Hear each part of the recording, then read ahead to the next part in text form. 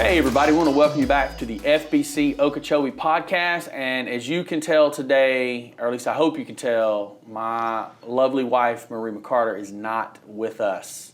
So this is Corey Walters, who's our student pastor here at First Baptist, and so he's kind of filling in today. Yeah, glad to be here. I'm excited. Well, we'll see how it goes, if you get to come back or not. All right. Fair enough? Yeah, fair enough.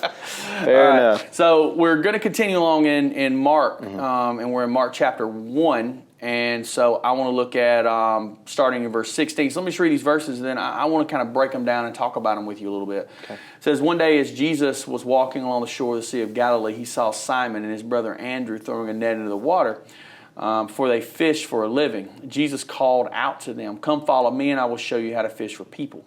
And they left their nets at once and followed him. A little further up ashore, Jesus saw Zebedee's son, James and John, in a boat repairing their nets, and he called them at once. And they also followed him, leaving their father Zebedee in the boat with the hired men. And one of the fascinating things to me, and we were actually talking about this a little bit before we started recording, is how the different Gospels handle this particular thing. Like, I think you said, what did you say about how, I think it was Matthew and Luke handled it? Yeah, Matthew and Mark actually both just kind of go, here are these men, here's Jesus calling them, boom, let's move on. And then John and Luke both dive in and go, no, here's like the whole play-by-play for the whole thing. Yeah. And they dive more deep into it. Yeah, and I like that. That's one of the things I love with the Gospels is how there's you gotta look at all four to get a better complete picture. Because at the end of the day, these are all the remembrances of the men, and they're inspired by the Holy Spirit. Yeah. But still, it's from their point of view, and they're emphasizing different things. The Gospels themselves all have different emphasis on different characteristics of Christ. What's cool to me is that as you read each gospel, you can kind of get like a personality in it. Like you get their personality, so you can kind of feel what they're sort of feeling or understand them better because of what they focus on. Yeah, you can. Yeah, there's definitely a great difference in that. And what's interesting to me is this really is the gospel of Peter at the end of the day, with John Mark really just being his secretary, taking notes. And so here's Peter kind of introducing himself. But this is the first time that Jesus met Peter, which is fascinating because if you go back in the book of John, there's a time before this, and it says, Andrew, Simon Peter's brother, was one of the men who heard what John said and then followed Jesus. Andrew went to find his brother Simon and told him, "We found the Messiah," which means Christ. Then Andrew brought Simon to meet Jesus. Looking intently at Simon, Jesus said, "Your name is Simon, son of John, but you will be called Cephas," which means Peter. So what's neat here is that, and this really crosses over with a lot of the John the Baptist stuff we've been talking about in the earlier podcast, because Andrew was a follower of John the Baptist. John the Baptist had disciples.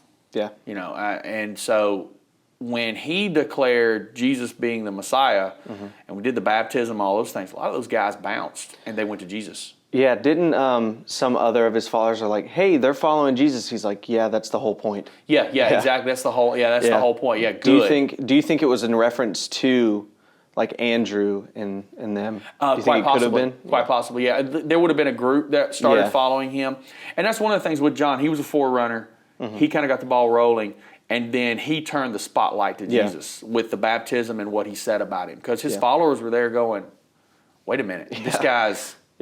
This guy's higher up the rank than John is. I need to go check out this guy, which was exactly John's whole purpose in this.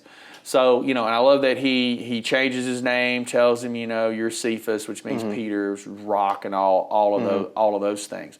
But here is when the second time when he really calls him, and they leave, and that's interesting to me because they dropped everything. I mean, fishing was a full-time business, and you've got 4 fishermen here. Yeah. And so they fished at night. It was morning. They were mending their nets, doing their thing.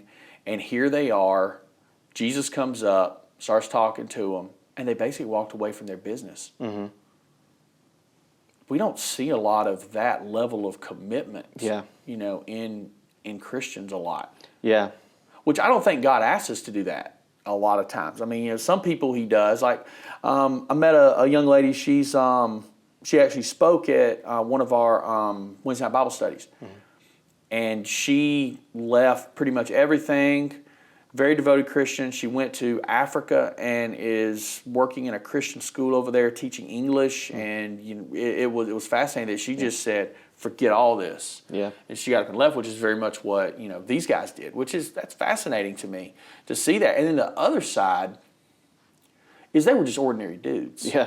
Like, that's the thing for me that I really, really like in this, is they were just ordinary guys. Yeah, just every common day person, he's like, hey, come follow me. And they're like, yeah, okay. Right. Because you would think, who would the Messiah, pull to himself? Religious leaders, really smart people. Paul more fit the bill for who would be a disciple of Christ than Peter, James, John, and Andrew.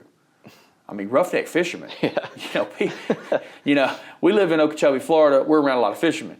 A lot of these guys are kind of a little bit rougher. The language is fun. We're lying about how big our fish are. Oh yeah, starts out was this one. Now it's I caught a whale in Lake Okeechobee yesterday.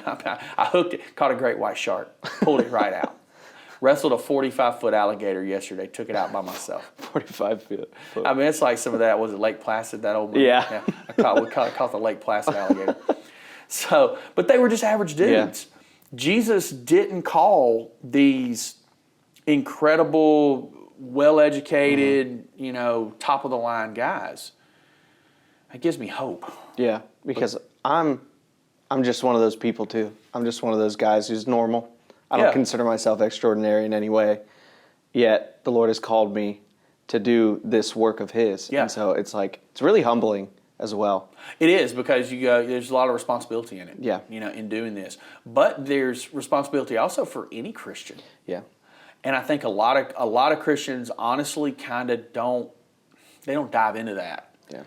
Christianity kind of just becomes, this is something I have over here, and I go to church some, and no. Look at what these guys did. That's interesting, because that's what we just talked about at youth. We talked about, are you a Christian only whenever it's convenient for you, or only on Sundays, or Wednesday, or Monday, or Tuesday, whatever day you go to church, and then do you do whatever you want the rest of your week? Yeah, around here, it's like being a part of the FFA or the 4-H for kids, or being a part of the Kiwanis or the Rotary Club or something like those.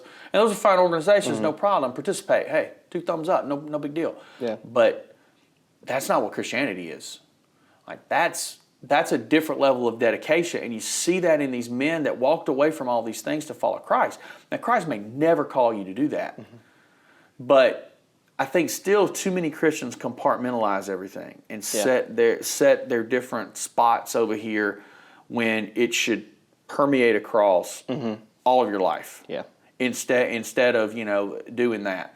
So, and when he says to them, "Follow me," and so that's it. Following Jesus, the root.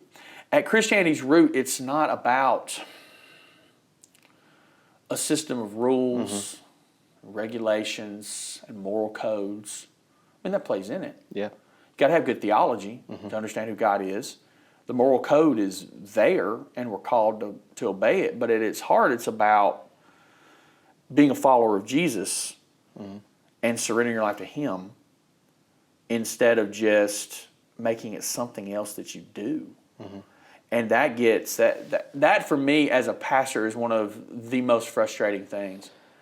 Yeah. Is bluntly to see so many times the absolute lack of commitment that I would say the majority of Christians actually have. I think at a certain point they kind of just become apathetic. And I say that because I was one of those people. Growing up, I was very, this is cool and stuff, God's great, but what can I do instead? What best fits me? I don't care enough about church to keep going.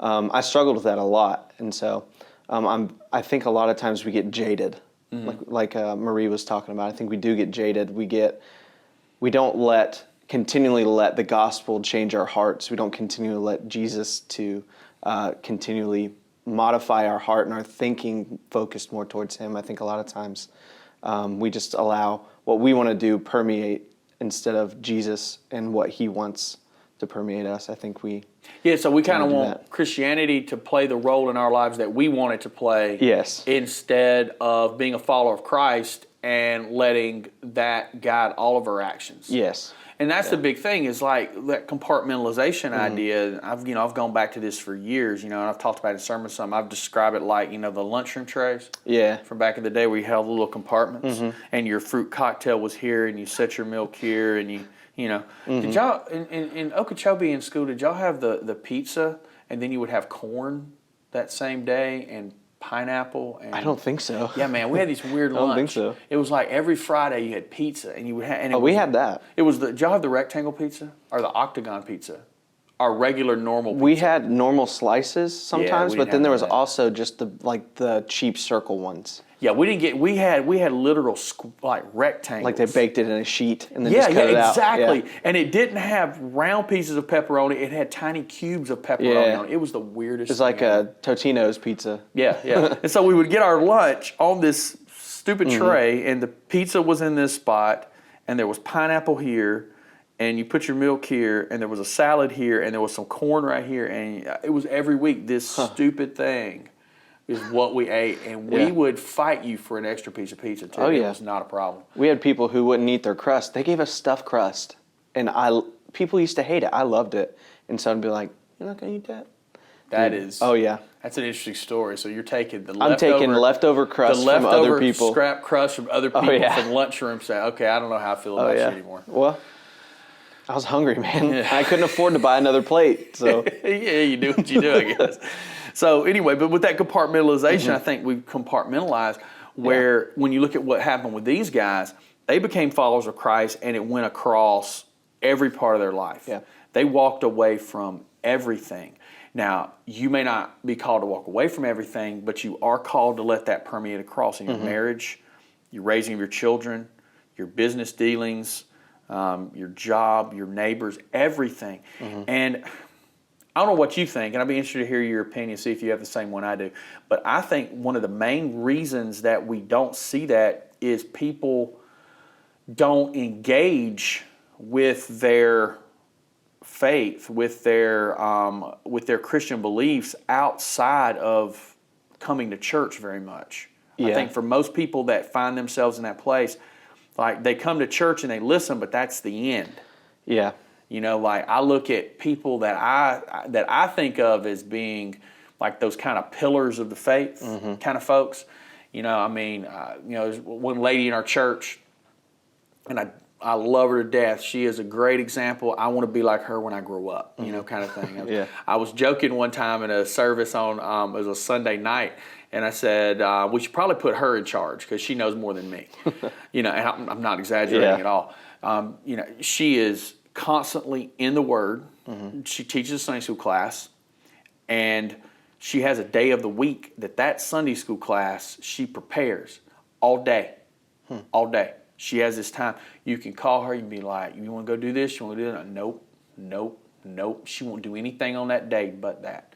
And she goes to the nursing home to visit people there. She's like way older than most all the people there, which is funny. I'll kid her all the time, ask her if she's going to visit the old people.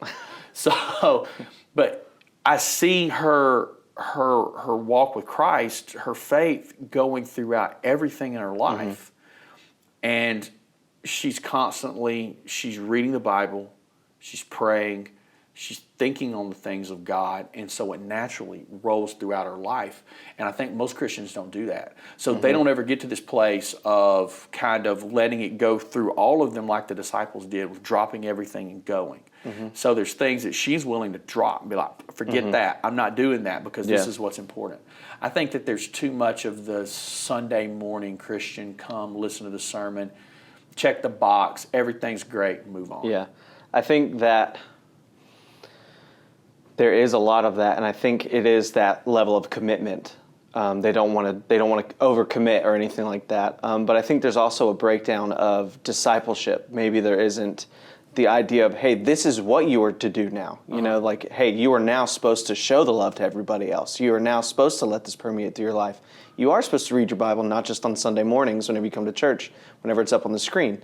You're supposed to do all these things. And I think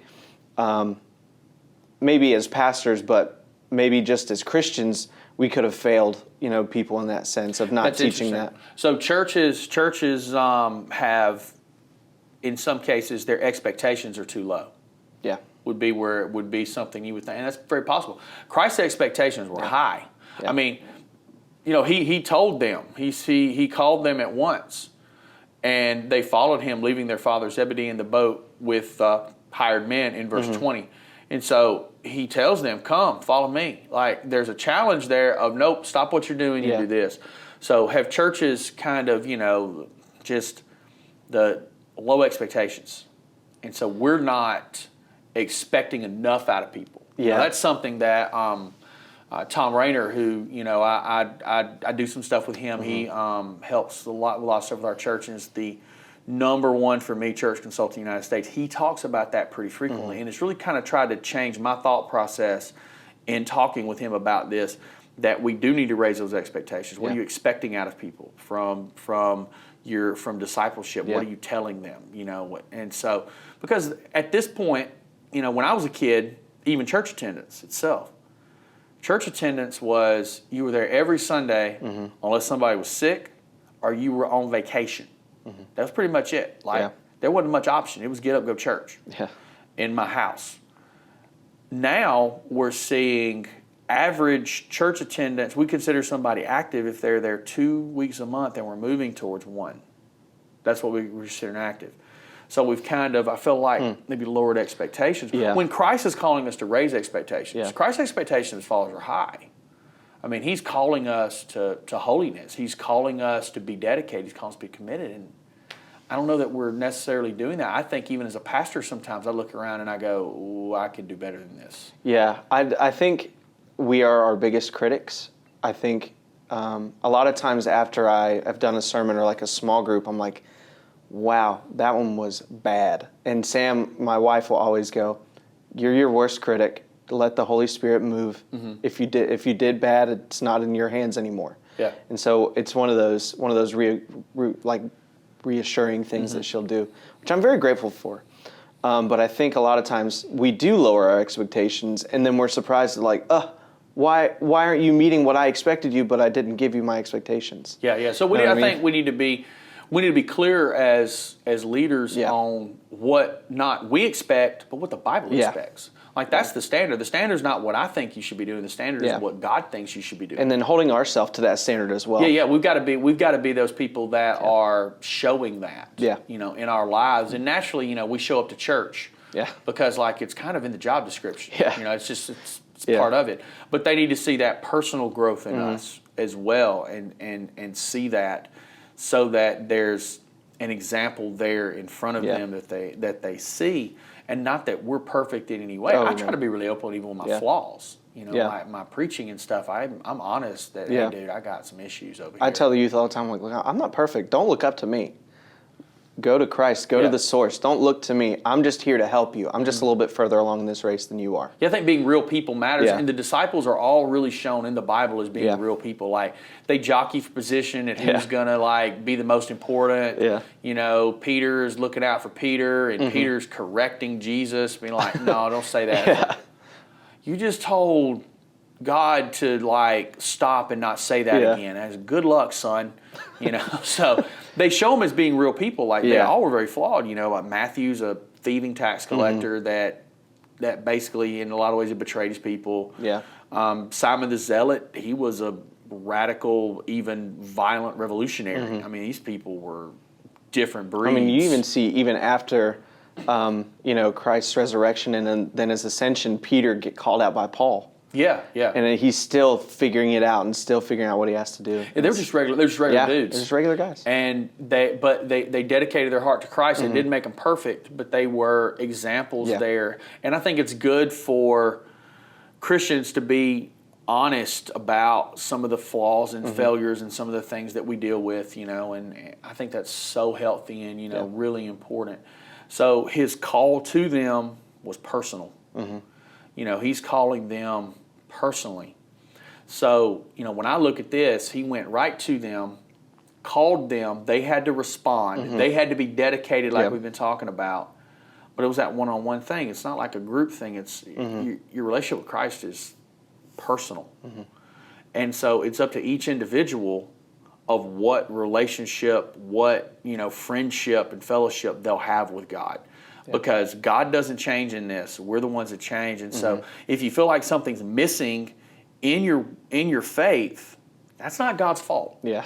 That's yours. That's mine. Yeah. When I feel like, hey, I'm not where I need to be, God didn't go nowhere. I went somewhere. I feel like we are quick to go, well, why would you do this, God? Why would you leave me? You know what I mean? And it's not ever that. We're the ones who always run away from Him. Yeah, yeah. And there's there's difficult moments where it's hard to sometimes feel the presence of God. I've been through some of those things with bad stuff happening in your life, but still knowing He's there. He's in control. He's sovereign, and it's not necessarily He that moved away from me, but my heart's not in a line, and I'm too focused on these things that are happening in my life instead of on Him.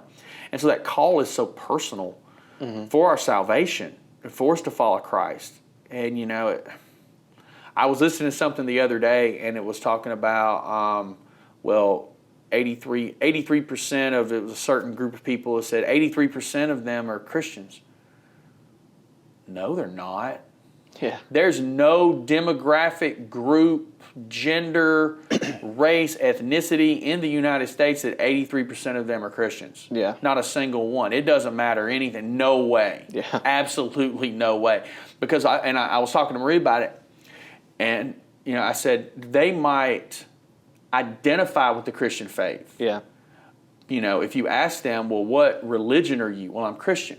There's a big difference in saying what religion are you Christian and actually having a real salvation experience where you really know Christ and your sins have been forgiven. And you're having that relationship with Him. Yes. It's a vastly different thing. There is not a single group within the United States that has 83% of that. Yeah. I don't care who you are. I don't care what town you're at. I don't care what church you're at. There's not a church roll with people with membership in that church that 83% of them are actually Christians. Yeah. There's absolutely no way.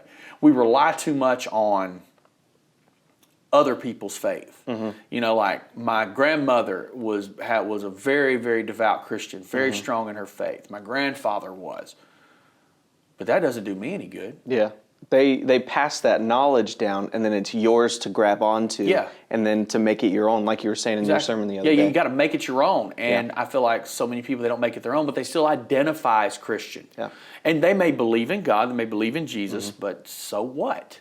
That's not what it is. So Christ called these guys personally to make a decision.